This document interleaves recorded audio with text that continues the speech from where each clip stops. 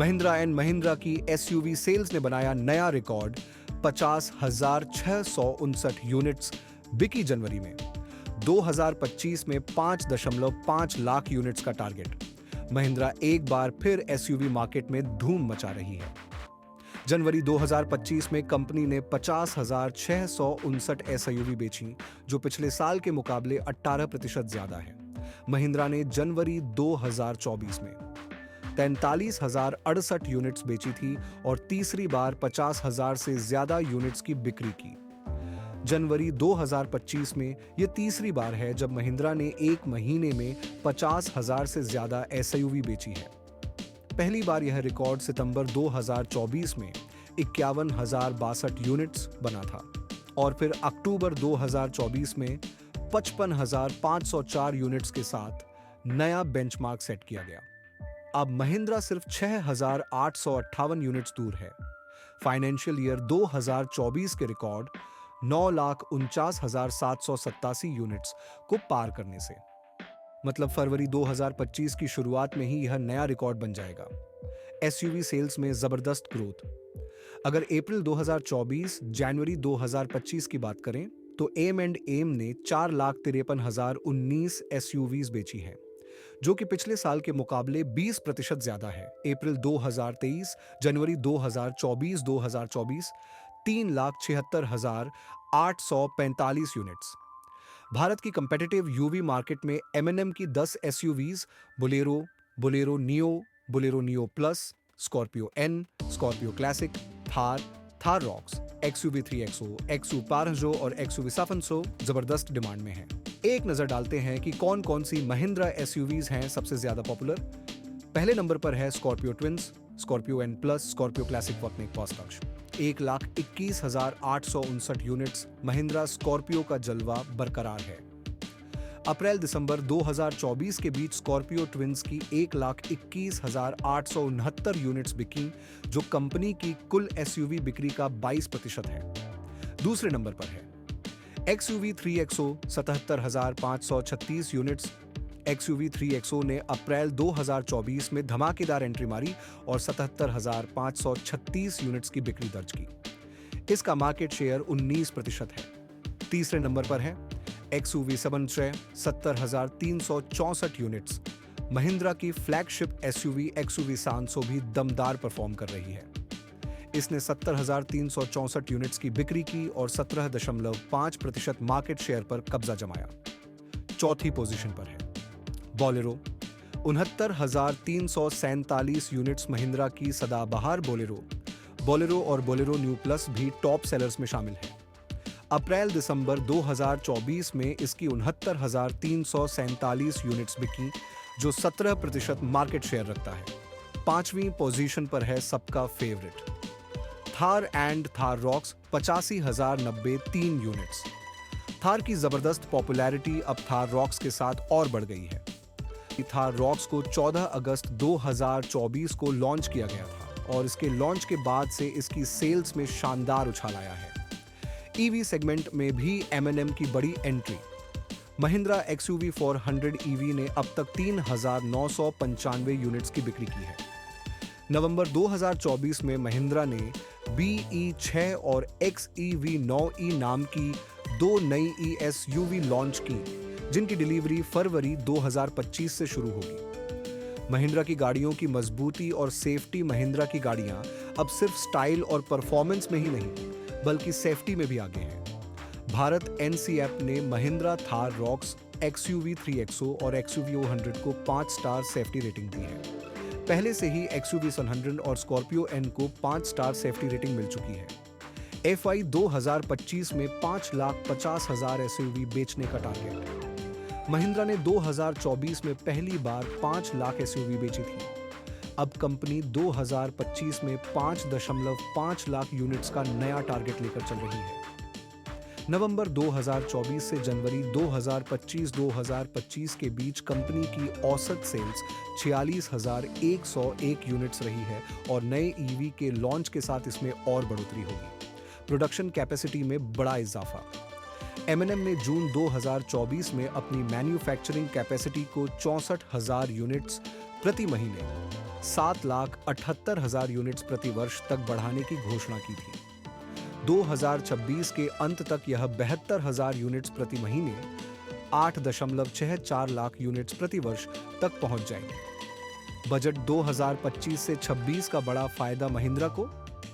Indian auto market में एक बड़ा बदलाव आने वाला है क्योंकि यूनियन बजट 2025 से 26 में 12 लाख तक की इनकम पर शून्य आयकर रखा गया है। इससे लोगों के पास ज्यादा पैसा बचेगा, जिसका असर ऑटोमोबाइल इंडस्ट्री पर भी दिखेगा। महिंद्रा एंड महिंद्रा, जो इंडिया की नंबर 1 एसयूवी मेकर बनने की राह पर है, इस नए ट्रेंड का पूरा फायदा उठाने के लिए तैयार है। महिंद्रा की जबरदस्त एसयूवी डिमांड, नए मॉडल्स, बढ़ी हुई प्रोडक्शन कैपेसिटी और मजबूत सेफ्टी फीचर्स के चलते कंपनी लगातार नए रिकॉर्ड बना रही है। अब देखना दिलचस्प होगा कि क्या M&M इस फाइनेंशियल ईयर में 5,50,000 यूनिट्स का बड़ा टारगेट पूरा कर पाती है या नहीं। अब बात करेंगे टाटा मोटर्स की। तो दोस्तों, टाटा मोटर्स ने जनवरी 2025 में 48,077 कारें और एसयूवी की होलसेल की है, लेकिन ये पिछले साल की 53,333 यूनिट से 10% कम है। सबसे बड़ी चिंता की बात यह है कि ईवी सेल्स में 25% की गिरावट आई है। जनवरी 2024 में 6,979 ईवी बिकी थी, लेकिन इस साल सिर्फ 5,240 ही। तो क्या टाटा मोटर्स की पकड़ ईवी मार्केट में कमजोर हो रही है? चलिए पूरी रिपोर्ट को विस्तार से समझते हैं। टाटा मोटर्स इंडिया की तीसरी सबसे बड़ी पैसेंजर व्हीकल कंपनी है, जो मारुति सुजुकी और hyundai के बाद आती है। हालांकि सीएनजी मार्केट में टाटा की स्ट्रॉन्ग पकड़ है, खासकर ट्विन सीएनजी सिलेंडर टेक्नोलॉजी, जो पहले अल्ट्रोज सीएनजी में आई थी, अब Tiago CNG, Punch CNG, Altroz CNG, Tigor CNG और हाल ही में सितंबर 2024 में लॉन्च हुई नेक्सॉन सीएनजी में भी स्टैंडर्ड कर दी गई है। टाटा मोटर्स ने 2024 में 1,15,432 सीएनजी गाड़ियां बेची, जिससे इसका सीएनजी मार्केट शेयर 16% तक बढ़ गया है। अब बात करें पूरे FY 2025 यानी अप्रैल 2024 से जनवरी 2025 तक की, तो टाटा मोटर्स का परफॉर्मेंस काफी धीमा रहा है। पहली तिमाही यानी अप्रैल से जून 2024 में टाटा ने 1,38,104 पीवी डिस्पैच किए, जो पिछले साल के मुकाबले 1% कम था।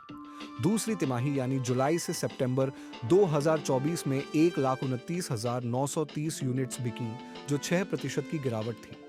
लेकिन तीसरी तिमाही यानी अक्टूबर से दिसंबर 2024 में 1,39,424 यूनिट्स के साथ सेल्स में हल्का सुधार हुआ और यह 1% बढ़ी।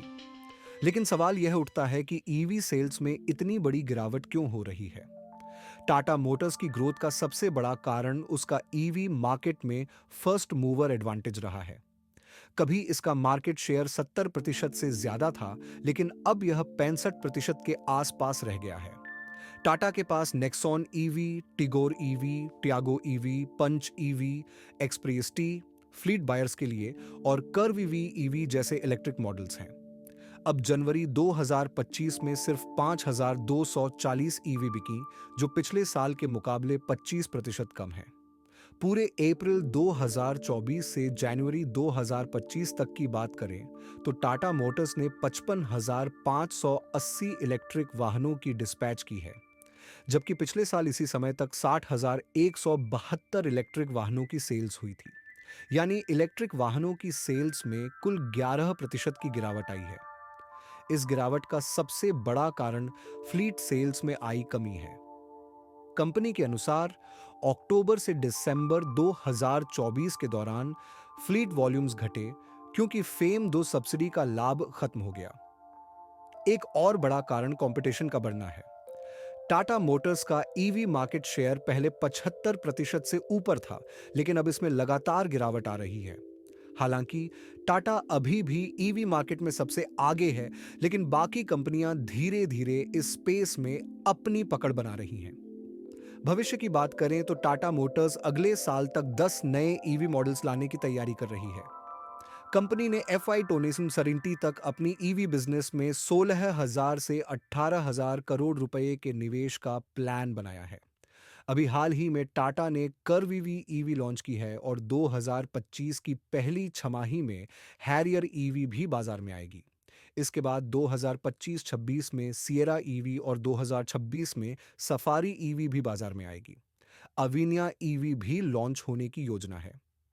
टाटा मोटर्स अपनी दो नई ईवी प्लेटफॉर्म्स एक्टियाइड ईवी और जेएलआर डिराइव्ड ईएमए प्लेटफॉर्म के जरिए लॉन्ग रेंज और एडवांस्ड टेक्नोलॉजी वाली ईवी लाने की कोशिश कर रही है। अब सवाल यह है कि क्या टाटा मोटर्स आने वाले महीनों में अपनी सेल्स को बेहतर कर पाएगी? पिछले साल टाटा ने कुल 5,82,915 पैसेंजर व्हीकल्स बेची थीं, जिनमें से 73,843 ईवीज थीं। इस साल इसे पिछले रिकॉर्ड को तोड़ने के लिए अभी भी 1,27,381 पीवीज और 20,253 ईवीज बेचनी होंगी। हाल ही में आए यूनियन बजट में इनकम टैक्स रिलीफ के चलते लोगों की बाइंग पावर बढ़ी है, जिससे ऑटो इंडस्ट्री को फायदा हो सकता है। अगर टाटा मोटर्स अपकमिंग मंथ्स में अग्रेसिव प्राइसिंग, नए मॉडल्स और बेहतर आफ्टर सेल्स सर्विस पर ध्यान देती है, तो ये सेल्स में सुधार ला सकती है। लेकिन बढ़ती कंपटीशन और ईवी सब्सिडीज में कटौती इसे मुश्किल बना सकती है। आने वाले महीनों में टाटा मोटर्स की परफॉर्मेंस पर नजर रखना दिलचस्प रहेगा। चलो अब बात करते हैं Hyundai और मारुति सुजुकी की सेल्स रिपोर्ट की। Hyundai इंडिया ने जनवरी 2025 में 54,003 गाड़ियां बेचीं, जो साल दर साल 5% की गिरावट दिखाती है। यह लगातार तीसरा महीना है जब कंपनी की बिक्री में गिरावट आई है। हालांकि Hyundai क्रेटा और नई क्रेटा इलेक्ट्रिक की जबरदस्त डिमांड के चलते इस बार कंपनी को थोड़ी राहत मिली। जनवरी में इन दोनों मॉडलों की कुल 18,522 यूनिट्स बिकीं, जो कि अब तक का सबसे बड़ा मासिक आंकड़ा है। इस तरह Hyundai की कुल बिक्री में क्रेटा सीरीज की 34% हिस्सेदारी रही। अगर पिछले 10 महीनों की बात करें, तो क्रेटा की कुल 1,60,495 यूनिट्स बिक चुकी हैं, जो हुंडई की कुल बिक्री का 22% है। कंपनी ने वित्त वर्ष 2024 में 6,14,717 गाड़ियां बेची थीं और नए वित्त वर्ष में इस आंकड़े को पार करने के लिए उसे अगले 2 महीनों में 1,15,599 यूनिट्स और बेचनी होंगी। Hyundai अपनी बिक्री बढ़ाने के लिए बजट 2025-26 में घोषित टैक्स छूट और अन्य राहतों पर निर्भर करेगी। अब बात करते हैं भारत की सबसे बड़ी कार कंपनी मारुति सुजुकी की, जिसने जनवरी 2025 में 1,73,599 गाड़ियां बेचीं, जो कि पिछले साल के मुकाबले 4% की बढ़ोतरी है। यह इस वित्तीय वर्ष का सबसे ज्यादा बिक्री वाला महीना रहा, त्योहारों वाले अक्टूबर 2024 से भी ज्यादा। हालांकि कंपनी की शुरुआत धीमी रही थी। पहले क्वार्टर में सिर्फ 1% ग्रोथ दिखी, दूसरा क्वार्टर 7% गिरा और तीसरे क्वार्टर में 6% की रिकवरी हुई। चौथे क्वार्टर की शुरुआत मजबूत रही है और उम्मीद है कि आने वाले महीनों में बिक्री में और सुधार होगा। अगर मारुति के पॉपुलर मॉडल्स की बात करें, तो वैगन आर, बलेनो, नई स्विफ्ट, सेलीरियो, इग्निस और जिरे जैसी गाड़ियां 7% बढ़ी और कुल 62,241 यूनिट्स बिकीं। क्या सेडान ने भी चौंकाते हुए 668 यूनिट्स की बिक्री के साथ 53% ग्रोथ दिखाई। वहीं एल्टो और एस्प्रेसो जैसी एंट्री लेवल कारों की डिमांड कमजोर रही और इनकी बिक्री 11% गिरकर 14,247 यूनिट्स रही। मारुति के यूवी पोर्टफोलियो यानी Brezza, Ertiga, Fronx, grand Vitara, Invicto, Jimny और एक्सेल 6 की कुल 65,099 यूनिट्स बिकीं, जो 5% की बढ़ोतरी है। अगर पूरे फाइनेंशियल ईयर की सेल्स देखें, तो मारुति सुजुकी ने अप्रैल 2024 से जनवरी 2025 तक कुल 14,49,233 गाड़ियां बेचीं। हालांकि ये पिछले साल की समान अवधि के मुकाबले लगभग फ्लैट ग्रोथ दिखाता है, क्योंकि केवल 2,341 यूनिट्स का अंतर रहा। मारुति की एसयूवी और एमपीवी सेगमेंट की बिक्री 12% बढ़ी, जबकि कार और सेडान की बिक्री 9% गिर गई। आने वाले महीनों में सरकार द्वारा घोषित इनकम टैक्स छूट का असर देखने को मिलेगा, जिससे ग्राहकों के पास ज्यादा पैसा बचेगा और ऑटो सेक्टर में डिमांड बढ़ने की उम्मीद है। ऐसे में Hyundai और मारुति सुजुकी दोनों के लिए आने वाले महीने काफी अहम होंगे। अगर आपको यह रिपोर्ट पसंद आई हो तो चैनल को सब्सक्राइब करें और इस वीडियो को लाइक करें। मिलते हैं अगले अपडेट में। धन्यवाद।